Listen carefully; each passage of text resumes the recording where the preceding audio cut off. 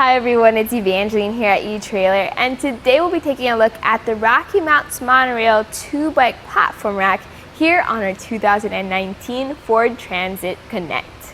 The monorail is a great all-around bike rack that has some of the premium features you would expect from a premium bike rack without that much of a premium price. So we'll talk about that. We'll talk about how it works, but we're going to focus on our Ford Transit Connect here today. That way you can see how it works with the van, and then you can make the best decision for you, your different types of bikes, and your vehicle. The very first feature we'll take a look at is the tilt-away feature. So we have this bright blue handle underneath the bike rack. You're going to want to kind of lift up on the rack as you pull that handle, and then just let it drop down to a tilt. Now you would tilt your bike rack away if you want to access your hatch. Now you can see here on the Transit Connect, since you have a really huge door, you're always going to have problems with making clearance there. If you do notice though, that it would make contact with your bike and not the bike rack. So what that means is if you want to open up your hatch, you're going to have to take your bike off, which is a bummer. Now, a bike rack that would solve that is something with a swing away system. So that could be something like the RockyMounts Backstage or getting a swing away hitch extender, but keep in mind those do decrease your actual tongue weight. Knowing your tongue weight and making sure you have enough is very important depending on what types of bikes you have. If you have extra heavy bikes, this does have a weight capacity of 60 pounds per bike for those heavy electric bikes. But even if you don't have a heavy electric bike, for example, I have a carbon fiber frame bike here. Because this has a front wheel mount, I can carry it. I don't have to worry about a mount warping or cracking the frame. This also helps with those step-through bikes, children's bikes, and women's bikes. And when you want to take your bike off, you start at the rear wheel strap. So you have another bright blue button here. Press on that button to disengage the strap. Then you can pull it through, and I like to just fold it somehow against the wheel. That way it doesn't get caught up in the spokes when I take the bike off. So to do that, hold on to your bike and support it as you press the blue button on the front wheel mount, and then lift up on that mount, push that out, and from here you just grab your bike and go for a ride. With the bike off, we're going to take a closer look at the rack itself. We have that rear cradle which tilts back and forth for those different wheelbases.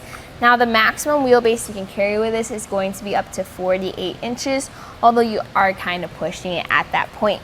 You also have the strap which goes around that wheel and secures it. And notice how you have those grooves on that cradle. That's because you can carry different tire widths too. So whether you have your thin road bike tires or your wider 5-inch fat bike tires, you can carry any of those with this bike rack. You also have your front wheel cradle with the same types of grooves for those different tire widths. And with your bike off, it folds down to be nice and compact. And then you have that front wheel mount which I talked about earlier. I really like any bike rack that has a front wheel mount. This one secures your bike by the front wheel, but it also folds down to be nice and neat when you're not ready to go for a ride. Just an extra tip, I like to tuck this behind the rear cradle. So with our bike off, let's see if we have clearance now with the bike rack. And while it looks like it would come close to our cradles, we definitely have clearance there. We can now open up our huge hatch door and get into our hatch or our trunk. Now we're going to close this, and then you can see the rest of the bike rack. Now the RockyMounts MonoRail has two versions. You can get the 2-bike platform rack with a 2-inch shank or an 1.25-inch shank. The 2-inch shank though can be added onto if you want to carry up to 4 bikes or 3 bikes even.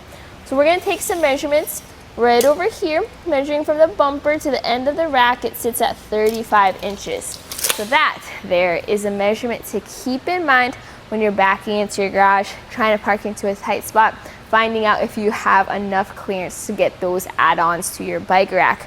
Another measurement is going to be ground clearance.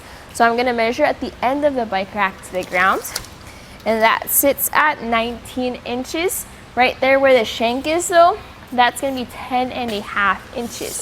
So your Ford Transit Connect is actually kind of lower to the ground compared to some other taller SUVs or trucks.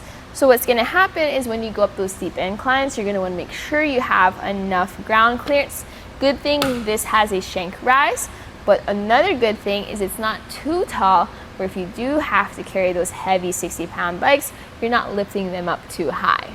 Now, what if you're not planning on going out for a bike ride just yet, but you also don't want to take your bike rack off? What you can do is you can fold this up into the portable or compact position.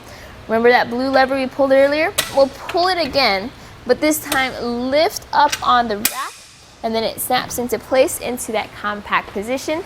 And let's take some more measurements.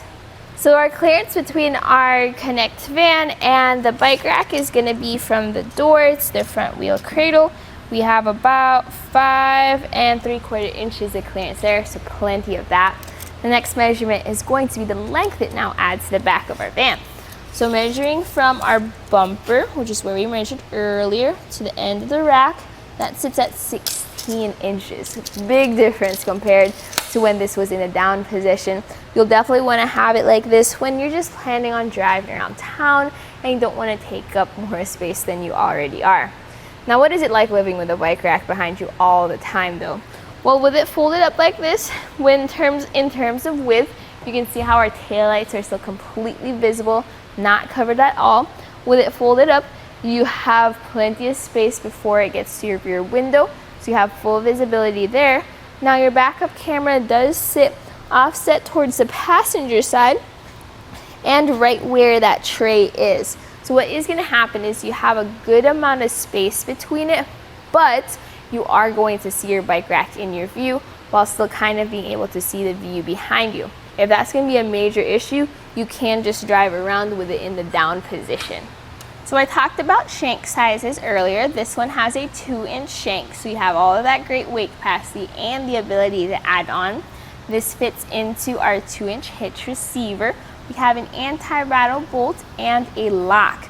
Now that lock by the hitch is for your bike rack. You have a similar lock over at the end, and that's going to be for your included cable lock.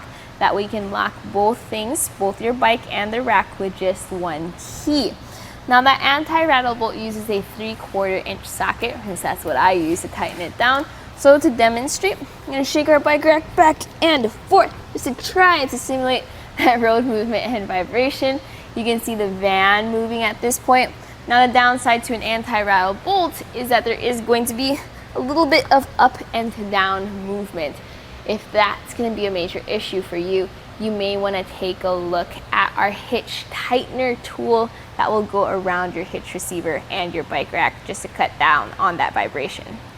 Here on our test course, we'll start by going through the slalom. This is going to show us the side-to-side action, which simulates turning corners or evasive maneuvers. Once we get to the alternating speed bumps, we'll see the twisting action. This will simulate hitting a curb or a pothole or driving over uneven pavement. Now lastly, we're going over some full speed bumps, and we can see here the up and down action, and this will just be like driving in and out of a parking lot, garage, or driveway. So my personal thoughts about this bike rack is I really like how the locks are included. You have a really good weight capacity. Whether you have a fat tire bike or a carbon fiber frame bike, you can use this bike rack.